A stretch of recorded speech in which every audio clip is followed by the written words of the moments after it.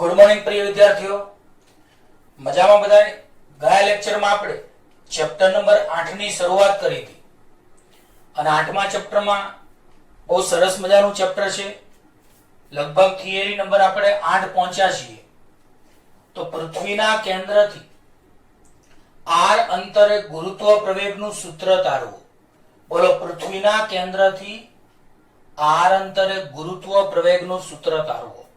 તો ગુરુત્વ પ્રવેગ વિશે બધાને સામાન્ય માહિતી ખબર જ છે કે આપણે દાખલા ગણવા માટે પૃથ્વીની સપાટી ઉપર લગભગ ગુરુત્વ પ્રવેગ g બરાબર 9.8 મીટર પ્રતિ સેકન્ડ સ્ક્વેર અને ઘણીવાર સરળતા ખાતર આપણે ગુરુત્વ પ્રવેગ g બરાબર 10 મીટર પ્રતિ સેકન્ડ સ્ક્વેર પણ લઈએ છીએ. તો કેવી રીતે શોધાય ગુરુત્વ પ્રવેગ? g બરાબર તમે 9.8 મીટર પ્રતિ સેકન્ડ સ્ક્વેર તમે જે લો છો એ કેવી રીતે શોધાય એની આપણે ચર્ચા કરીએ. પણ એના પહેલા પૃથ્વીની આપણે વાત કરીએ. તો અત્યારે સૌપ્રથમ તો પૃથ્વીના 3 ભાગ પાડી શકાય. એક પૃથ્વીની સપાટી, એક પૃથ્વીની અંદર અને એક પૃથ્વીની બહાર. બોલો, પૃથ્વીના આપણે 3 ભાગને અનુલક્ષીને ચર્ચા કરી શકીએ. પૃથ્વીની સપાટી, પૃથ્વીની સપાટીથી ઉપર એટલે બહાર અને પૃથ્વીની સપાટીથી અંદર એટલે ઊંડાઈ. તો સૌપ્રથમ તો આપણે પૃથ્વી વિશે થોડો ખ્યાલ સ્પષ્ટ કરીએ. પૃથ્વી આપણે બધાને ખબર છે શાની બનેલી? તો ઘણા કે સાહેબ રેતાળ, ખડકોવાળી જમીન, પથરાવાળા ઘણું બધું પૃથ્વીમાં આવી શકે. પણ આપણે પૃથ્વીને કોઈ સમાન ઘનતાની બનેલી ધારીએ. ધારો કે પૃથ્વી સમાન ઘનતા ρ ધરાવતા દ્રવ્યની બનેલી છે. ρ એ ઘનતાની સંજ્ઞા છે. બોલો, ρ એ કોની સંજ્ઞા છે? ઘનતાની. તો બોલો, પૃથ્વી એ ρ જેટલી સમાન ઘનતા ધરાવતા દ્રવ્યની બનેલી છે. પૃથ્વીની ત્રિજ્યા re અને પૃથ્વીનું દળ me છે. બધાને ખબર છે પૃથ્વીને ઇંગ્લિશમાં અર્થ કહેવાય, e ફોર અર્થ. તો બોલો, પૃથ્વીનું દળ me, પૃથ્વીની ત્રિજ્યા re અને પૃથ્વી સમાન ઘનતા ρ ધરાવતા દ્રવ્યની બનેલી છે એવું આપણે ધારીએ.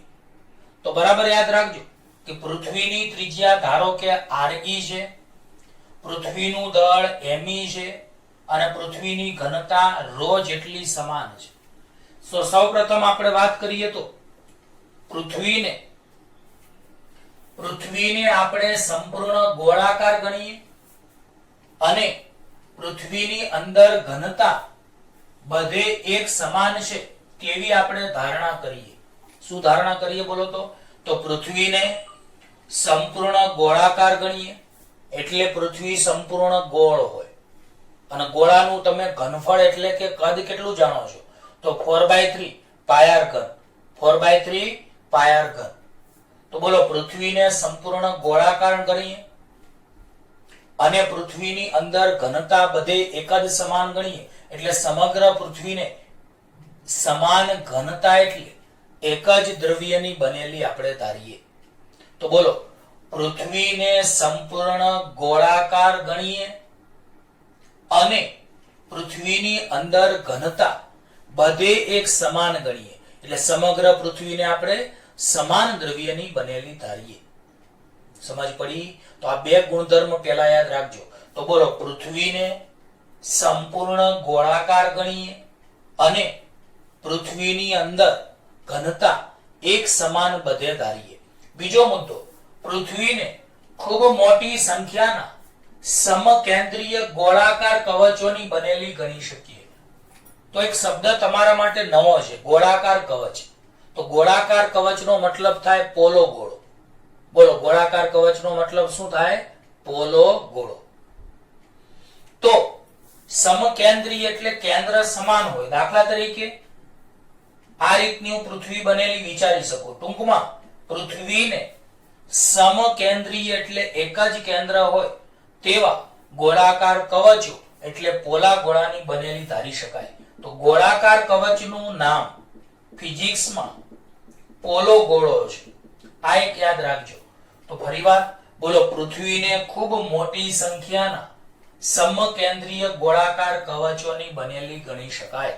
બોલો, તો પૃથ્વીને ખૂબ જ મોટી સંખ્યાના સમકેન્દ્રીય ગોળાકાર કવચોની બનેલી ગણી શકાય. બીજું, પૃથ્વીની બહાર આવેલા બિંદુએ કોઈ કણ પર પૃથ્વી વડે લાગતું બળ શોધવા માટે સમગ્ર પૃથ્વીનું દળ તેના કેન્દ્ર પર કેન્દ્રિત થયેલું ગણાય છે. તો મેં ગયા લેક્ચરમાં કહ્યું તો એની જેવું કે પૃથ્વીની બહાર આવેલા કોઈ કણ પર પૃથ્વી વડે લાગતું ગુરુત્વાકર્ષી બળ શોધવા માટે સમગ્ર પૃથ્વીનું દળ તેના કેન્દ્રમાં કેન્દ્રિત થયેલું ગણી શકાય. તો આ એક મુદ્દો યાદ રાખજો. પૃથ્વીની બહાર આવેલા કોઈ બિંદુએ રહેલા કોઈ કણ પર પૃથ્વી વડે લાગતું ગુરુત્વાકર્ષી બળમાં શોધવા માટે સમગ્ર પૃથ્વીનું દળ એ પૃથ્વીના કેન્દ્રમાં કેન્દ્રિત થયેલું ગણી શકાય છે. ફરીવાર, પૃથ્વીની બહાર આવેલા બિંદુએ રહેલા કોઈ કણ પર પૃથ્વી વડે લાગતું બળ શોધવા માટે સમગ્ર પૃથ્વીનું દળ તેના કેન્દ્ર પર કેન્દ્રિત થયેલું ગણી શકાય છે. હવે આપણે બે ભાગની વિદ્યાર્થી મિત્રો ચર્ચા કરીએ. એક તો પૃથ્વીની બહાર આવેલા બિંદુ માટે અને બીજું પૃથ્વીની અંદર આવેલા બિંદુ માટે આપણે ગુરુત્વ પ્રવેગ શોધીએ. તો પૃથ્વીની બહાર આવેલા બિંદુ માટે સૌપ્રથમ આપણે ધારણા કરીએ કે ધારો કે પૃથ્વીનું દળ કેપિટલ ME છે, પૃથ્વીની ત્રિજ્યા કેપિટલ RE છે અને પૃથ્વીના કેન્દ્રથી R ગ્રેટર ધેન RE એટલે અંતર R કેવું છે, સ્મોલ r અંતર કેવું છે, પૃથ્વીની ત્રિજ્યા કરતા વધારે છે તો જ બહાર કહેવાય. તો બોલો, ધારો કે પૃથ્વીનું દળ કેપિટલ ME છે, પૃથ્વીની ત્રિજ્યા કેપિટલ RE છે અને પૃથ્વીના કેન્દ્રથી R ગ્રેટર ધેન RE અંતરે કોઈ કણ P આવેલો છે જેનું દળ સ્મોલ m છે. બરાબર, એકદમ શાંતિથી બધા મુદ્દાને સમજતા જજો અને મોઢે કરતા જજો. તો બોલો, પૃથ્વીનું દળ ધારો કે કેપિટલ ME છે, પૃથ્વીની ત્રિજ્યા કેપિટલ RE છે અને પૃથ્વીના કેન્દ્રથી R ગ્રેટર ધેન RE અંતરે કોઈ કણ P છે જ્યાં કણ P નું દળ m છે, સ્મોલ m છે. તો હવે મને કહ્યું, આપણે ગયા લેક્ચરમાં ન્યૂટનનો ગુરુત્વાકર્ષણનો સાર્વત્રિક નિયમ ભણ્યા હતા અને એમાં આપણે બળનું સૂત્ર સમજાવ્યું હતું કે એક કણનું દળ m1 હોય, બીજા કણનું દળ m2 હોય અને વચ્ચેનું અંતર r હોય તો લાગતું ગુરુત્વાકર્ષી બળ F બરાબર G m1 m2 upon r². તો અહીંયા તમે એક દળ તરીકે પૃથ્વીનું દળ ME છે એટલે અહીંયા તમે m1 બરાબર ME લખી શકો, બીજા દળ તરીકે સ્મોલ m છે એટલે m2 બરાબર m અને વચ્ચેનું અંતર r છે. તો બોલો, ગુરુત્વાકર્ષી બળનું સૂત્રનું સ્વરૂપ તમને કયું ખબર હતી? તો F બરાબર G m1 m2 upon r² સૂત્ર તમને ખબર હતી. તો આ સૂત્ર અનુસાર G ના G m1 ની જગ્યાએ પૃથ્વીનું દળ ME, m2 ની જગ્યાએ સ્મોલ m દળનો પદાર્થ છેદમાં r². તો F બરાબર G ME m upon r². હવે આ સ્મોલ m છે ગુણાકારમાં, એને આ બાજુ ભાગાકારમાં છેદમાં લાવો તો F upon m બરાબર G ME upon r² વધશે. હવે બળ ભાગ્યા દળને પ્રવેગ કહેવાય. તો તમને ખબર જ હશે, બળ ભાગ્યા દળ ઇઝ ઇક્વલ ટુ પ્રવેગ. પણ અહીંયા જે આવશે એ ગુરુત્વ પ્રવેગ આવશે. તો બોલો, અહીં ગુરુત્વ પ્રવેગ આની જગ્યાએ લખી શકાય. તો બોલો, આ ગુરુત્વ પ્રવેગનું સૂત્ર આવી ગયું. તો ગુરુત્વ પ્રવેગ G બરાબર GME upon r². તો આ કોના માટેનું સૂત્ર છે? બહાર. તો પૃથ્વીના કેન્દ્રથી R ગ્રેટર ધેન RE અંતરે આવેલા કોઈ કણ પાસે ગુરુત્વ પ્રવેગ શોધવાનું સૂત્ર. તો બોલો, G બરાબર કયું સૂત્ર? તો GME upon r². તો બોલો, પૃથ્વીના કેન્દ્રથી R ગ્રેટર ધેન RE અંતરે ગુરુત્વ પ્રવેગ શોધવાનું સૂત્ર સ્મોલ g બરાબર GME upon r². હવે ઘણા કે સાહેબ આ જે m દળનો કણ છે એ પૃથ્વીની સપાટી પર આવેલો હોત તો કણ P અહીંયાની જગ્યાએ અહીંયા હોત તો R બરાબર RE થાત. જો m દળનો કણ પૃથ્વીની સપાટી પર હોત તો એનું કેન્દ્રથી અંતર r બરાબર RE થાત. તો ઉપરના સૂત્રમાં સ્મોલ r ની જગ્યાએ ખાલી RE² મૂકી દેવાના. તો બોલો આ પૃથ્વીની સપાટી પર ગુરુત્વ પ્રવેગ શોધવાનું સૂત્ર આવી ગયું. બોલો આ પૃથ્વીની સપાટી પર ગુરુત્વ પ્રવેગ શોધવાનું સૂત્ર આવી ગયું. Ge બરાબર gme/re². આવડશે? તો આટલો મુદ્દો તમને ખાસ મોઢે હોવો જોઈએ, કારણ કે દાખલા માટે આપણે બહુ કામનું છે. તો હવે પ્રિય વિદ્યાર્થીઓ, અંદર આવેલા બિંદુ માટે આપણે ચર્ચા કરીએ. તો અંદર આવેલું બિંદુ હોય પૃથ્વીની, તો આપણે પૃથ્વી મોટી દોરવી પડશે. તો બોલો, અંદર આવેલા બિંદુની આપણે ચર્ચા કરવી હોય તો પૃથ્વી થોડી કેવી દોરવી પડશે? મોટી. હમણાં આપણે આની પહેલા પૃથ્વીની બહાર માટે ભણાવ્યું તો પૃથ્વી આપણે નાની દોરી હતી. તો બોલો, અંદર આવેલા બિંદુ માટે સૌપ્રથમ આપણે વાત કરીએ તો બોલો, પૃથ્વીની ત્રિજ્યા કેપિટલ RE છે, પૃથ્વીનું દળ ME છે. બોલો, પૃથ્વીની ત્રિજ્યા RE છે, પૃથ્વીનું દળ ME છે. હવે આપણે પૃથ્વીના કેન્દ્રથી R RE અંતરે એક કણ P વિચારીએ જેનું દળ સ્મોલ m છે. તો પ્રિય વિદ્યાર્થીઓ, ધારો કે પૃથ્વીના કેન્દ્રથી સ્મોલ r RE અંતરે એક કણ P વિચારો જેનું દળ સ્મોલ m છે. બોલો, જેનું દળ કેટલું છે? સ્મોલ m છે. તો જેનું દળ સ્મોલ m છે, ચલો આ તો બધાને ખ્યાલ આવી ગયો. હવે એક વાત સમજાવું તમને. અહીં પૃથ્વીના આપણે બે ભાગ કર્યા કહેવાય. એક સમજી લ્યો, તમે લીલા રંગનું તરબૂચ જોયું હોય, પેલા જે પટ્ટા આવે છે નહીં, લીલા રંગનું તરબૂચ જોયું છે? લીલા રંગનું તરબૂચ હોય, એમાં વચ્ચેનો ભાગ ગોળ હોય, મતલબ લાલ હોય, અને એની આજુબાજુનો ભાગ લીલો હોય. તો એમ અહીંયા પૃથ્વીના પણ આપણે તરબૂચની જેમ બે ભાગ પાડીએ. એક લાલ ભાગ,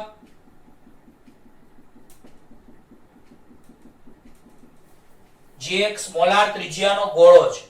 બોલો, એક પૃથ્વીના બે ભાગ પાડીએ તો તરબૂચમાં જેમ બે ભાગ પડે, ગોળ તરબૂચ હોય લીલા રંગનું, એ ગોળ તરબૂચમાં અંદરનો ભાગ લાલ ભાગ અને એની બાજુનો ભાગ, આજુબાજુનો એક ભાગ આવે લીલો ભાગ, જે થોડી જાડી છાલ આવે, એ આપણે ખાતા નથી.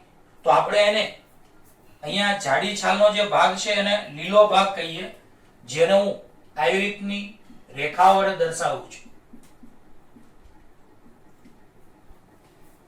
તો હવે આપણે અહીંયા એક વસ્તુ સમજીએ કે R ત્રિજ્યા કરતા વધુ ત્રિજ્યા ધરાવતી કવચો, તો સમજી લ્યો આ R ત્રિજ્યાની એક કવચ છે, એની કરતા વધારે ત્રિજ્યાની તમે કવચ લો, દાખલા તરીકે R1 ત્રિજ્યા, R2 ત્રિજ્યા, R3 ત્રિજ્યા. તો આ જે કવચો છે એ m દળના પદાર્થની બહાર આવશે. એટલે આપણે આમાં એવું લખી શકીશું કે R ત્રિજ્યા કરતા વધુ ત્રિજ્યા ધરાવતી કવચો માટે P બિંદુ અંદર રહેલું કહેવાય. તો બોલો, R કરતા વધુ ત્રિજ્યા ધરાવતી કવચો માટે બિંદુ P અંદર આવેલું કહેવાય. આથી આ કવચો m દળ પર કોઈ બળ લગાડતા નથી. તો આ મુદ્દો પહેલા સમજો. શું કહેવા માંગે છે? તો R ત્રિજ્યા કરતા વધુ ત્રિજ્યા ધરાવતી કવચો માટે P બિંદુ અંદર આવેલું કહેવાય. બોલો, તો R ત્રિજ્યા કરતા વધુ ત્રિજ્યા ધરાવતી કવચો માટે, R ત્રિજ્યા કરતા વધુ ત્રિજ્યા ધરાવતી કવચો માટે બિંદુ P અંદર આવેલું કહેવાય. આથી આ R ત્રિજ્યા કરતા વધુ ત્રિજ્યાની જે કવચો છે, તો આ કવચો વડે m દળ પર કોઈ બળ લગાડતા નથી. બીજું, જો R ત્રિજ્યાના ગોળાનું દળ કેપિટલ mr હોય, એનો મતલબ આ જે લાલ ભાગ છે એ લાલ ભાગનું દળ આપણે કેટલું ધારીએ તો m સ્મોલ r ધારીએ. તો બોલો જો r ત્રિજ્યાના ગોળાનું દળ m સ્મોલ r હોય તો સ્મોલ m દળના કણ પર પૃથ્વીના કેન્દ્ર તરફ લાગતું ગુરુત્વાકર્ષી બળ. તો બોલો r ત્રિજ્યાના ગોળાનું દળ કેપિટલ mr હોય. બોલો આ r ત્રિજ્યાનો જે ગોળો છે એનું દળ કેપિટલ mr હોય તો સ્મોલ m દળના કણ પર પૃથ્વીના કેન્દ્ર તરફ લાગતું ગુરુત્વાકર્ષી બળ F બરાબર, તો તમે હમણાં જાણે આગળ ભણી ગયા આપણે ગુરુત્વાકર્ષણનો સાર્વત્રિક નિયમ F બરાબર કયો G m1 m2 upon r². તો અહીંયા m1 ની જગ્યાએ તમે સ્મોલ m લઈ શકો, m2 ની જગ્યાએ કેટલા લખી શકો mr. તો બોલો અહીંયા F બરાબર G ના G, m1 ની જગ્યાએ સ્મોલ m, m2 ની જગ્યાએ નાના ગોળાનું દળ mr upon r². તો બોલો સ્મોલ r ત્રિજ્યાના ગોળાનું દળ mr હોય, જો સ્મોલ r ત્રિજ્યાના લાલ ગોળાનું દળ, અહીંયા લાલ કોઈ લખવાનું નથી સમજવા માટે છે, તો બોલો r ત્રિજ્યાના લાલ ગોળાનું દળ mr હોય તો સ્મોલ m દળના કણ પર પૃથ્વીના કેન્દ્ર તરફ લાગતું ગુરુત્વાકર્ષી બળ F બરાબર G small m mr upon r² લખી શકાય, કારણ કે m1 ની જગ્યાએ સ્મોલ m, m2 ની જગ્યાએ mr upon r². હવે આપણે એક સૂત્ર જાણીએ છીએ, ઘનતા બરાબર દળ ભાગ્યા કદ. બોલો કયું સૂત્ર જાણીએ છીએ? ઘનતા બરાબર દળ ભાગ્યા કદ. તો બોલો દળ બરાબર કદ ગુણ્યા ઘનતા લખાય. તો પૃથ્વીનું દળ બરાબર કદ ગુણ્યા ઘનતા. હવે પૃથ્વીનું દળ me, પૃથ્વીની ઘનતા ρ. હવે પૃથ્વી એક નક્કર ગોળો છે, આથી એનું ઘનફળ 4/3 πr ઘન થાય, પણ ઘનફળનું બીજું નામ કદ. તો બોલો અત્યાર સુધી જેમ તમે જેને ઘનફળ કહેતા હતા એનું નામ હવે બદલાઈને કદ થઈ ગયું છે. તો બોલો પૃથ્વીનું દળ me બરાબરના બરાબર ઘનતા ρ અને પૃથ્વીનું કદ 4/3 πre કદ. હવે r ત્રિજ્યાના ગોળાનું દળ બરાબર કદ ગુણ્યા ઘનતા. બોલો r ત્રિજ્યાના ગોળાનું દળ બરાબર કેટલું? કદ ગુણ્યા ઘનતા. તો ઘનતા ρ કદ કેટલું? 4/3 π સ્મોલ r ઘન, કારણ કે અહીંયા ત્રિજ્યા સ્મોલ r છે એટલે અહીંયા 4/3 π સ્મોલ r ઘન આવે અને દળ mr આપણે સંજ્ઞા ધારી છે. તો બોલો લાલ ગોળો જે દેખાય છે તમને એ લાલ ગોળાની ત્રિજ્યા r છે. તો એ લાલ ગોળાની ત્રિજ્યા r છે તો r ત્રિજ્યાના ગોળાનું દળ બરાબર કદ ગુણ્યા ઘનતા. તો r ત્રિજ્યાના ગોળાનું દળ mr, ઘનતા ρ અને કદ 4/3 π સ્મોલ r કદ. હવે આપણે શું કરીએ? તો સમીકરણ 1 માં આ કિંમત આપણે મૂકી દઈએ mr ની કિંમત. તો તમે જુઓ f ના f બરાબરના બરાબર g m m r ઘન, અહીંયા r² આવશે, r² પણ m. તો કિંમત કોની જગ્યાએ મૂકવાની છે? તો mr ની જગ્યાએ કિંમત મૂકવાની છે. તો બોલો f ના f બરાબરના બરાબર g ના g, સ્મોલ m ના સ્મોલ m, r² ના r². હવે આપણે mr ની જગ્યાએ 4/3 πr ઘન ρ આ આપણે આખો કૌંસ મૂક્યો. કોની જગ્યાએ મૂક્યું બોલો? તો f બરાબર g small m upon r², capital mr ની જગ્યાએ 4/3 π સ્મોલ r ઘન ρ મૂક્યા. હવે આમાંથી r ની બે ઘાત ઉડી જાય તો અહીંયા r 2 વાર છે, અહીંયા r 3 વાર છે, તો એક વાર r અહીંયા વધશે. ખબર પડે છે? બોલો અંશમાં r કેટલી વાર છે? 3 વાર. છેદમાં r કેટલી વાર છે? 2 વાર. તો બે વાર r ઉડી જશે એટલે એક વાર r વધશે. તો f બરાબર g small m 4/3 π ρ into r આપણે છેલ્લે લખ્યા. હવે આપણે આ પદની જગ્યાએ કઈ કિંમત મૂકી શકીએ 4/3 π ρ ની જગ્યાએ. તો બોલો 4/3 π ρ ની જગ્યાએ શું કિંમતો મૂકીએ? તો આપણે કિંમતો આ રીતે મુકાશે. તો 4/3 π ρ ની જગ્યાએ કિંમત મૂકવી હોય તો કેવી રીતે મુકાશે? તો જરા જોજો તમે. me is equal to 4/3 π re ઘન into ρ. તો બોલો આપ ખબર પડશે?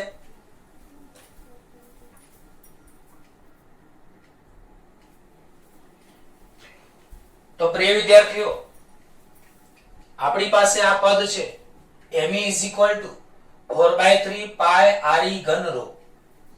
બોલો અહીંયા મેં અહીંયા લખ્યું છે, જો me બરાબર કેટલું 4/3 પાઈ re ઘન રો. બોલો me બરાબર 4/3 પાઈ re ઘન રો. હવે re ઘન ને છેદમાં લાવો તો me upon re ઘન is equal to 4/3 pi r.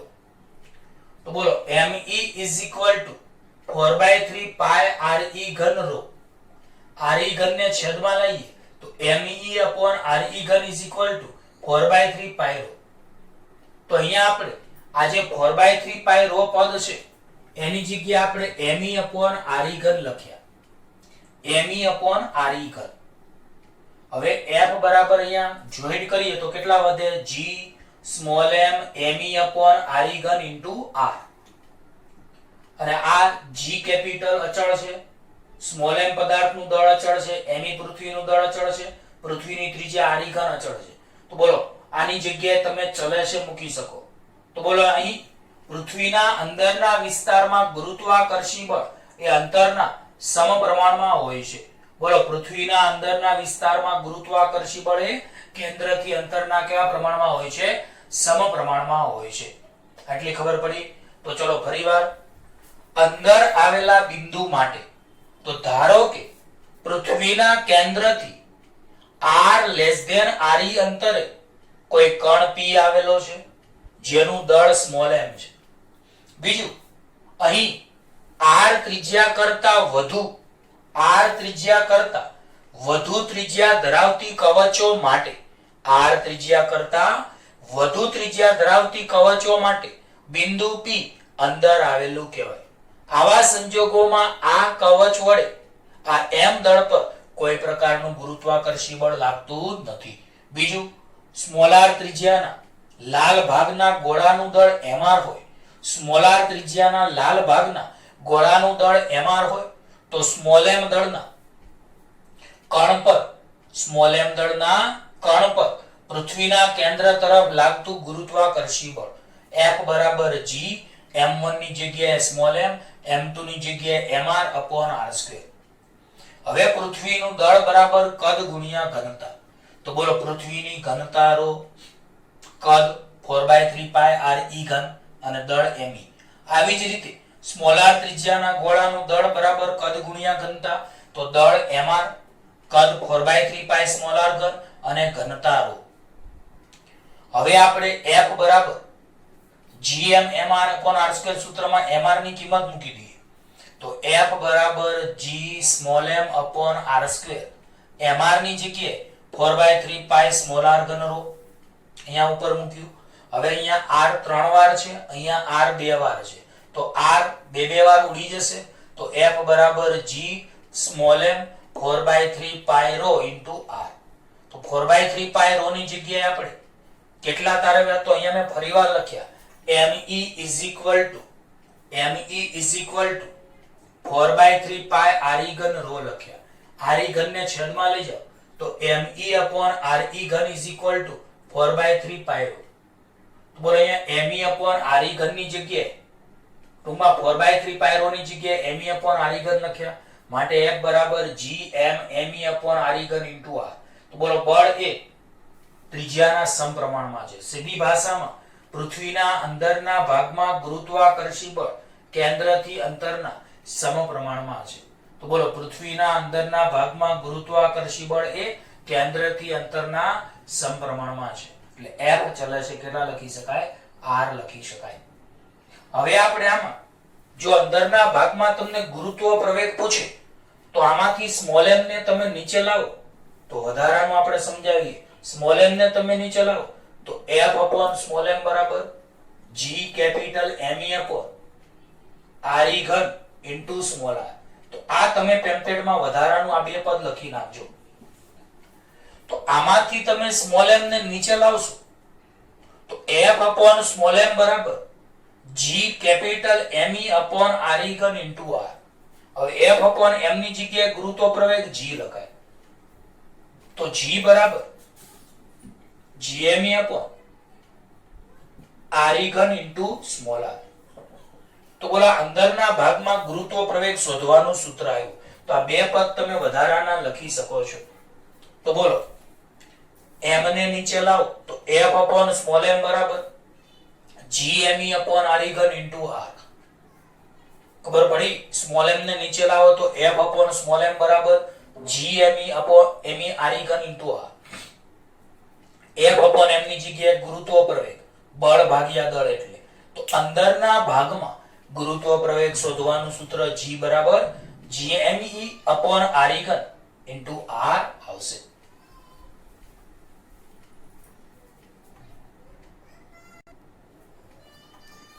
તો હવે પ્રિય વિદ્યાર્થીઓ આમાંથી એક બીજું સૂત્ર પણ આપણે બનાવીએ.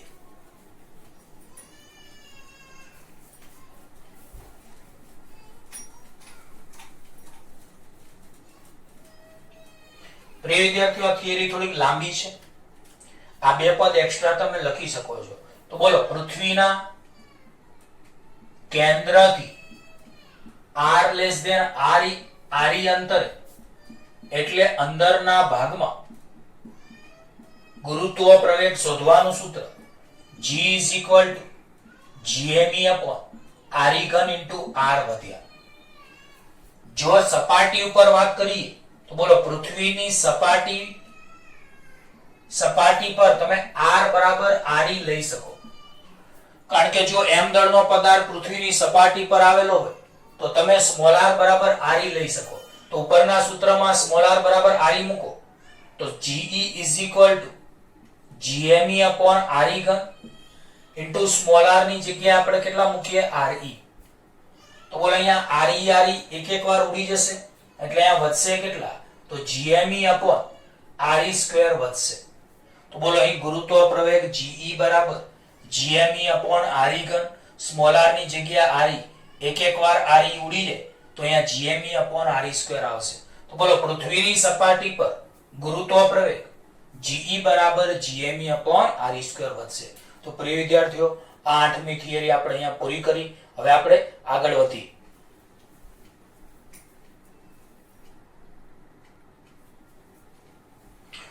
હવે પ્રિય વિદ્યાર્થીઓ નવમી થિયરી આપણે આઠમી થિયરી ગયા લેક્ચરમાં પૂરી કરી. નવમી થિયરી પૃથ્વીની સપાટીથી ઊંચાઈ સાથે ગુરુત્વ પ્રવેગમાં થતો ફેરફાર. તો બે શક્યતા છે. આમ તો ત્રણ શક્યતા છે. કાં તો તમે પૃથ્વીની સપાટી પર હો, કાં તો પૃથ્વીની સપાટીથી ઊંચાઈએ હો, અને કાં તો પૃથ્વીની સપાટીથી અંદર એટલે ઊંડાઈએ હો. તો યાદ રાખો પૃથ્વીની સપાટીના ત્રણ ભાગ. પૃથ્વીની સપાટીથી તમે ઉપરની વાત એટલે ઊંચાઈએ વાત કરી શકો, પૃથ્વીની સપાટી પર વાત કરી શકો, અને પૃથ્વીની સપાટીથી અંદર એટલે ઊંડાઈએ વાત કરી શકો. તો આપણો સવાલ છે પૃથ્વીની સપાટીથી ઊંચાઈ સાથે ગુરુત્વ પ્રવેગમાં થતો ફેરફાર શોધવાનું સૂત્ર તારો. બોલો કયો સવાલ છે? પૃથ્વીની સપાટીથી ઊંચાઈ સાથે ગુરુત્વ પ્રવેગમાં થતો ફેરફાર શોધવાનું સૂત્ર.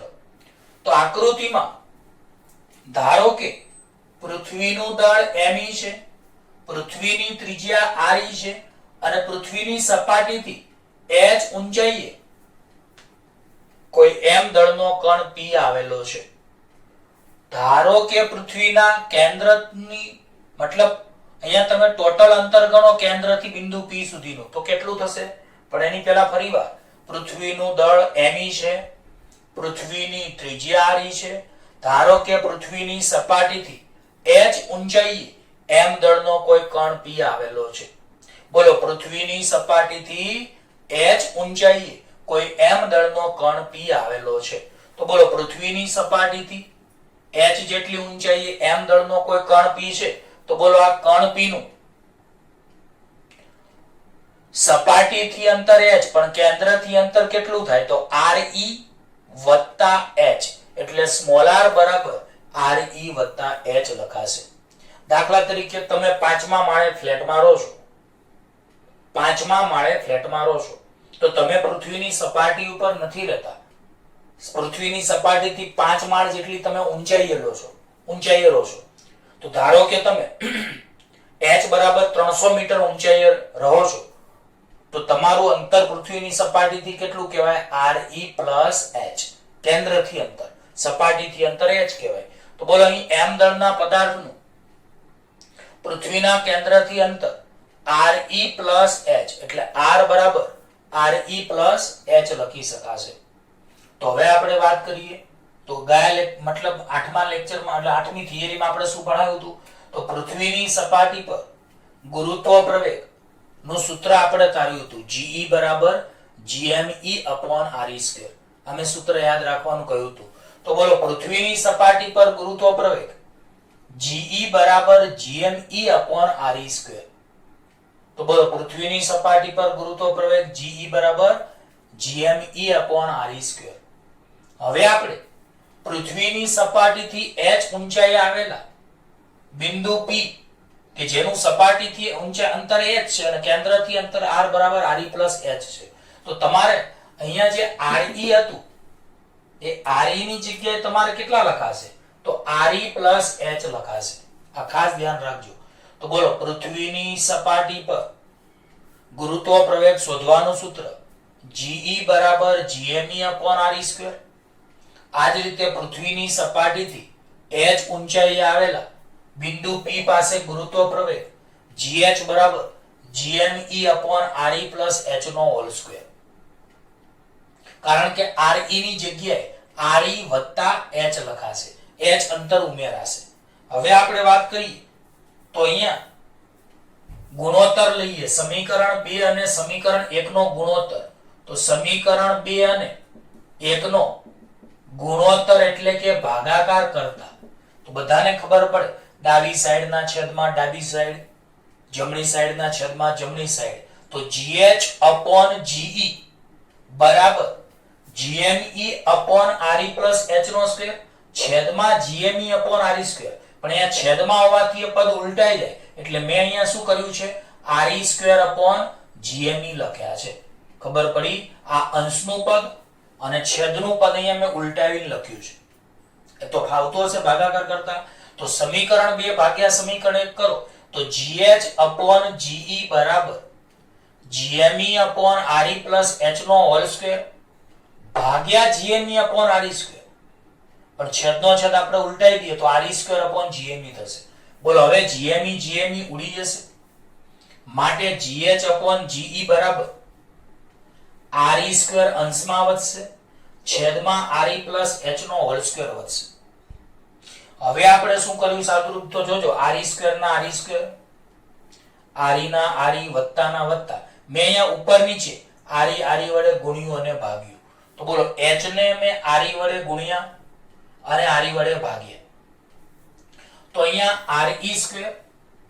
હવે બોલો આ બંનેમાંથી વર્ગ હોવાથી શું લખાશે? તો બોલો બંનેમાં વર્ગ હોવાથી શું લખાશે? તો વર્ગ હોવાથી re એટલે re² થશે. તો યાદ રાખો અહીંયા આપણે સામાન્ય re કાઢવા છે તો re સામાન્ય નીકળશે પણ વર્ગ હોવાથી બાર વર્ગ થઈ જશે એટલે re² બહાર આવશે.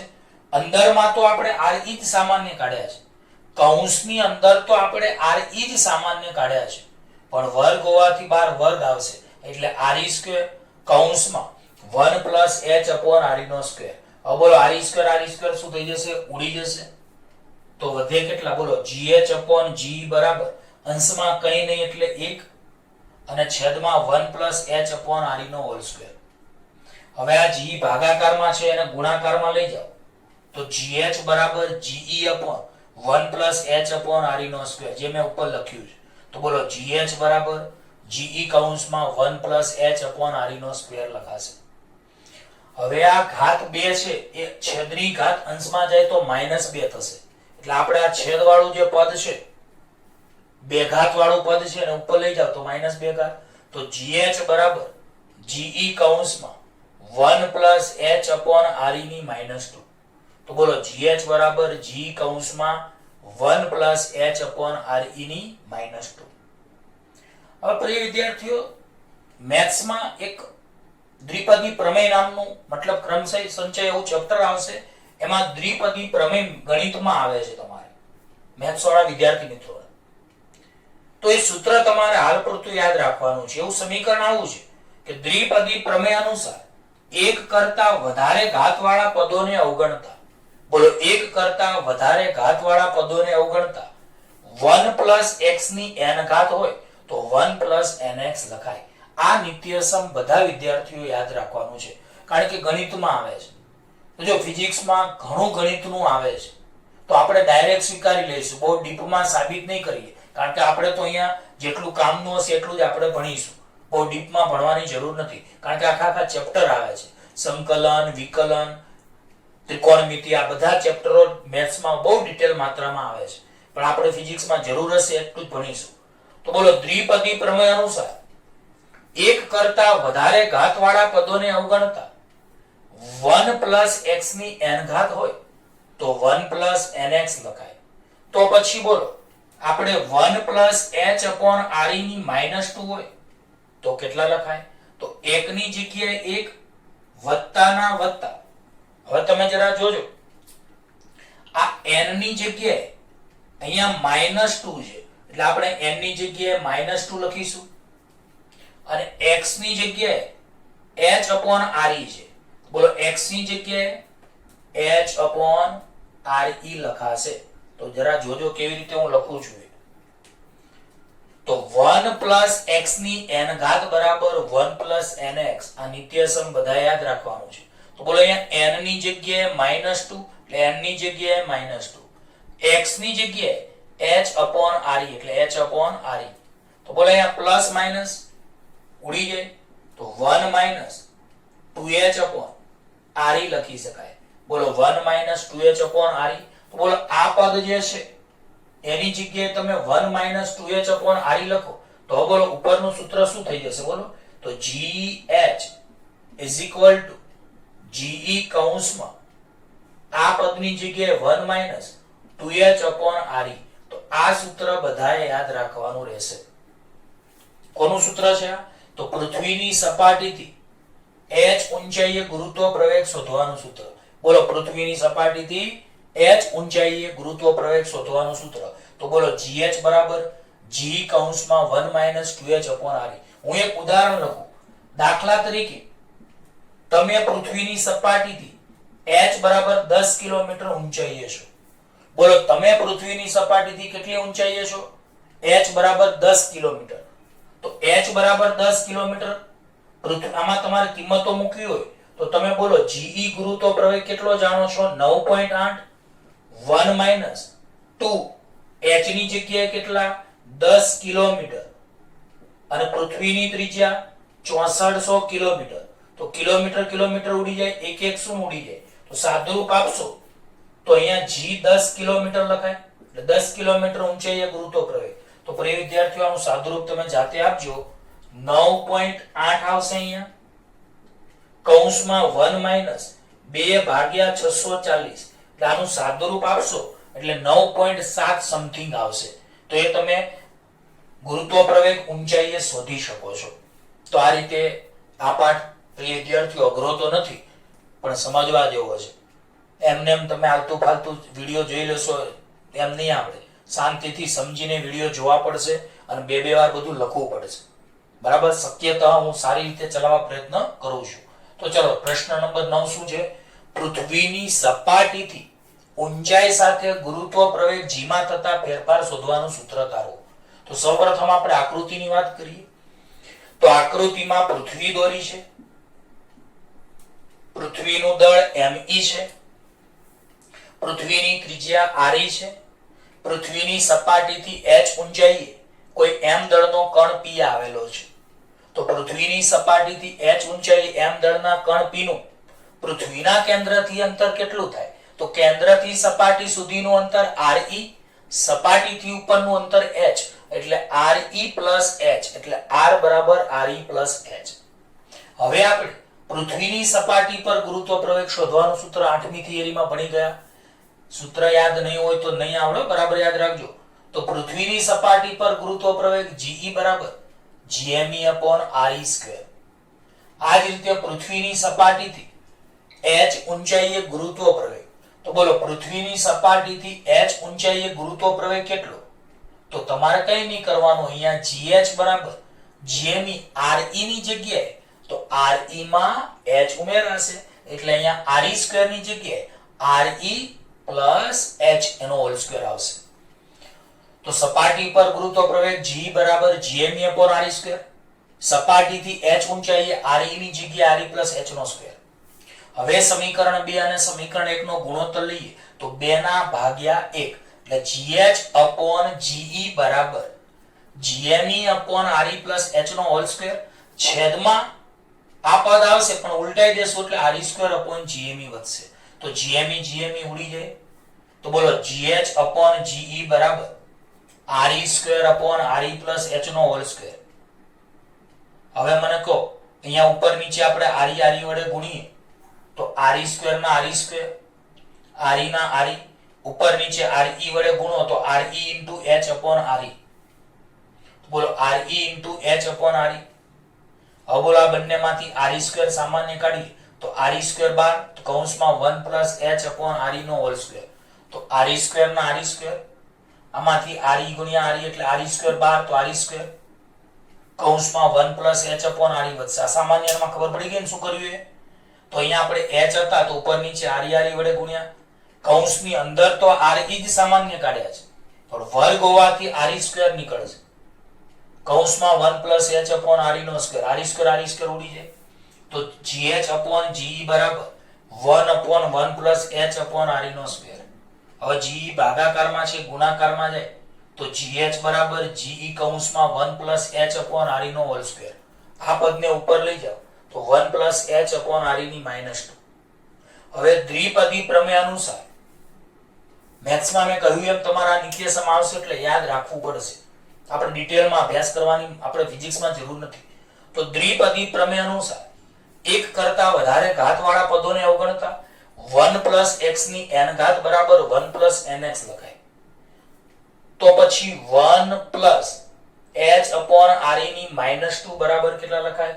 તો 1 ના 1 વત્તા ના વત્તા n ની જગ્યાએ -2, n ની જગ્યાએ -2, x ની જગ્યાએ h/re એટલે 1 - 2h/re આવશે. તો આપણે આ સૂત્રમાં gh ના gh બરાબર ના બરાબર g ના g 1 + h/re ની -2 ની જગ્યાએ 1 - 2h/re. તો આ તમારે સૂત્ર યાદ રાખવાનું. અહીંયા તમારી થિયરી પૂરી. તો ઊંચાઈ સાથે ગુરુત્વ પ્રવેગનું ફેરફાર શોધવાનું સૂત્ર gh બરાબર g કૌંસમાં 1 - 2h/re આવશે. અને 10 કિલોમીટર ઊંચાઈએ ગુરુત્વ પ્રવેગ શોધવો હોય તો તમારે અહીંયા h ની જગ્યાએ 10 કિલોમીટર, પૃથ્વીની ત્રિજ્યા re 6600 કિલોમીટર અને પૃથ્વીની સપાટી પર ગુરુત્વ પ્રવેગ g 9.8 લઈ લેવાનો. આમ 200 કિલોમીટર, 500 કિલોમીટર, 1000 કિલોમીટર એવી બધી ઊંચાઈએ તમે ગુરુત્વ પ્રવેગ શોધી શકો છો. તો પ્રિય વિદ્યાર્થીઓ, આ થિયરી આપણે પૂરી કરી. હવે આપણે આગળ વધીએ.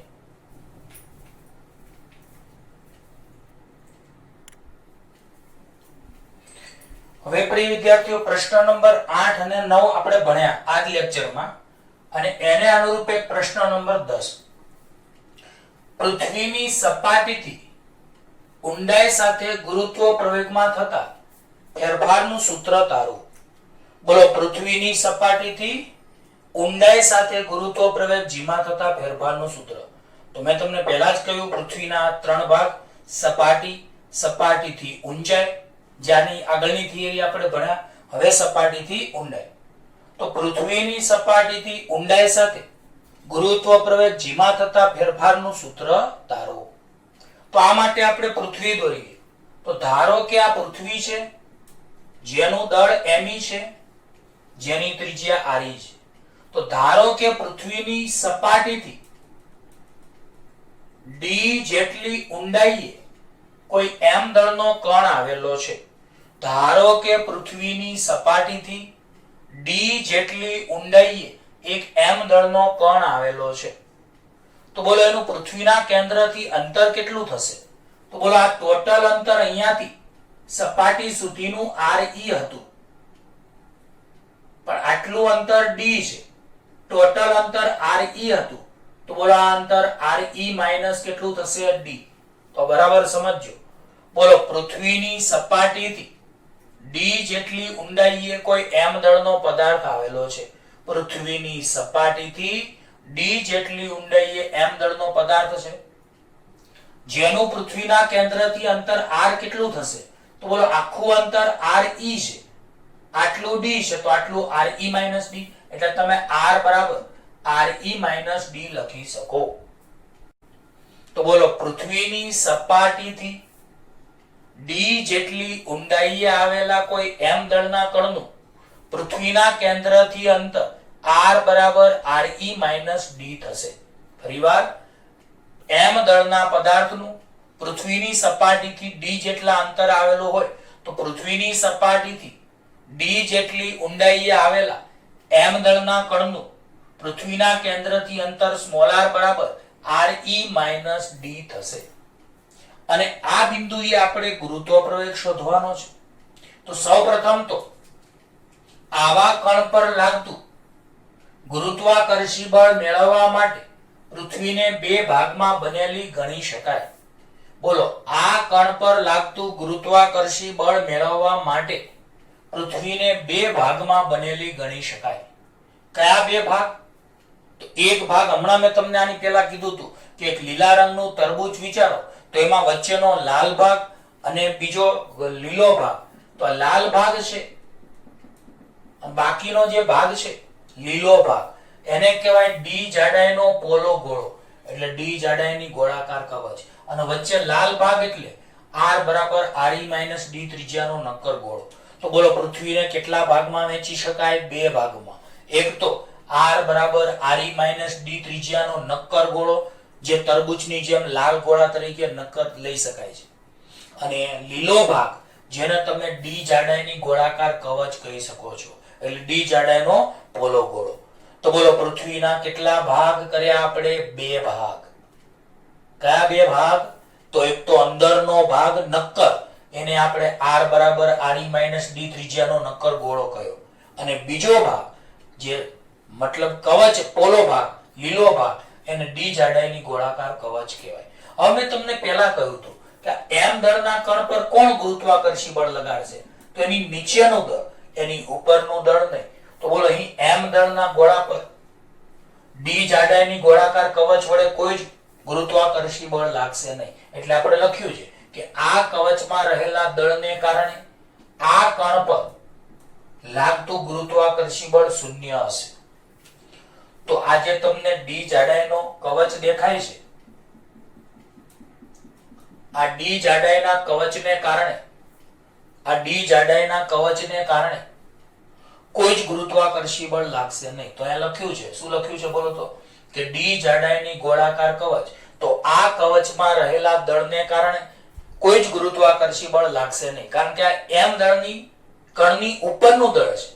તો ઉપરનું દળ ગુરુત્વાકર્ષી બળ ના લગાડે. આ પેન છે, તો આ પેનને ગુરુત્વાકર્ષી બળ કોણ લગાડે? એની નીચેનું દળ, ઉપરનું દળ ના લગાડે. તો બોલો આ m દળના કણ છે, એની નીચે કોણ છે? ગોળો છે, એની ઉપર ડી જાડાઈની કવચ છે. તો આપણે કહી શકાય કે ડી જાડાઈની ગોળાકાર કવચ એ m દળના કણની ઉપરનું દળ છે. ડી જાડાઈની ગોળાકાર કવચનું દળ એ m દળના કણની ઉપર છે. માટે કહી શકાય કે આ કવચમાં રહેલા દળને કારણે આ કણ પર લાગતું ગુરુત્વાકર્ષી બળ શૂન્ય હશે. હવે r બરાબર re - d ત્રિજ્યાનો નક્કર ગોળો, તો એ m દળના પદાર્થની નીચે છે. તો કહી શકાય કે આ ગોળાના દ્રવ્યને કારણે આ કણ પર ગુરુત્વાકર્ષી બળ લાગશે. બોલો આ ગોળાના દ્રવ્યને કારણે ગુરુત્વાકર્ષી બળ લાગશે.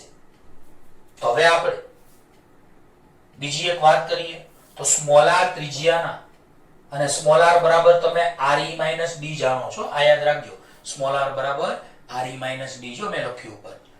તો r બરાબર re - d ત્રિજ્યાના ગોળાનું દળ હું કેપિટલ ms ધારું, એટલે લાલ ભાગનો દળ કેપિટલ ms ધારું, તો ms દળ બરાબર કદ ગુણ્યા ઘનતા. તો બોલો દળ બરાબર કદ ગુણ્યા ઘનતા. તો ઘનતા એટલે ρ, દળ એટલે ms, અને કદ એટલે 4/3 પાઈ re - d નો ઘન. ખબર પડી?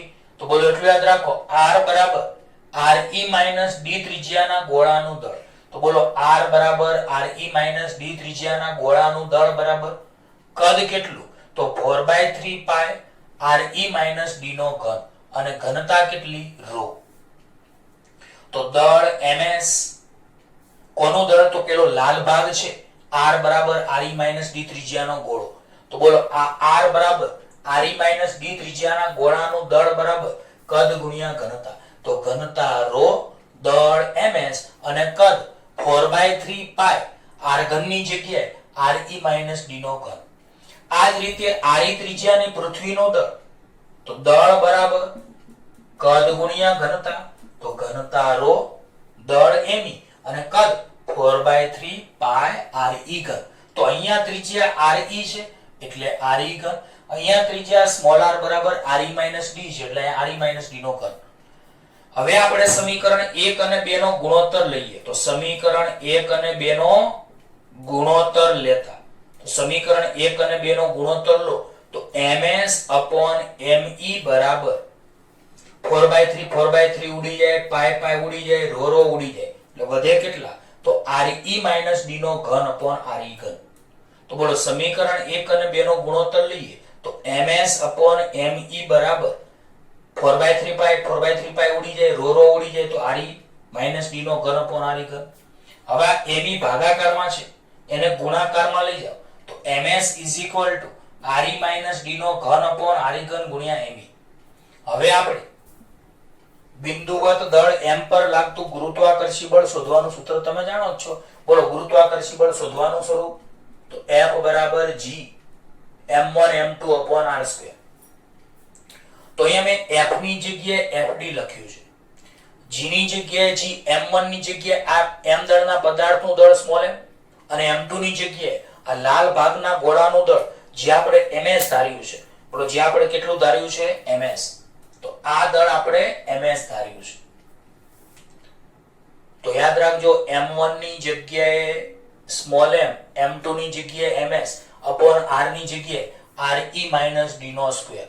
તો આ સૂત્ર કેવી રીતે આવ્યું? તો આમાંથી તમે જોઈ લખી શકો છો. ટૂંકમાં આ સૂત્રમાં આપણે m1 ની જગ્યાએ સ્મોલ m, m2 ની જગ્યાએ ગોળાનું દળ ms અને r ની જગ્યાએ re - d મૂક્યા. તો આ સૂત્ર કેમ આવે છે પ્રિય વિદ્યાર્થીઓ ખાસ તમે ધ્યાન રાખજો.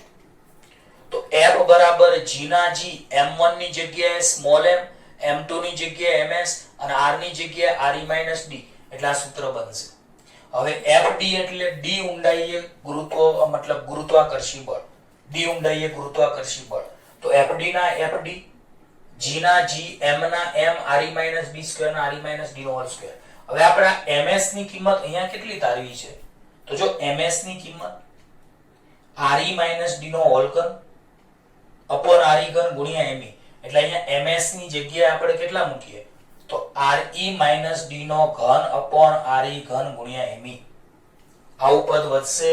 હવે અહીંયા re - d બે વાર છે, ઉપર re - d ત્રણ વાર છે. તો બે વાર re - d ઉડી જશે.